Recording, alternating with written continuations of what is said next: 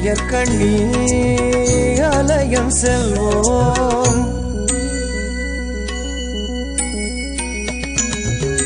அங்கையர் கண்ணி ஆலயம் செல்வோம். ஆலவாயழகனுடன் அன்னை மீனாட்சி தரிசனம் காண்போம். அங்கையர் கண்ணி ஆலயம் செல்வோம். ஆலவாயழகனுடன் அன்னை மீனாட்சி தரிசனம் காண்போம். அங்கையர் கண்ணி ஆலயம் செல்வோம்.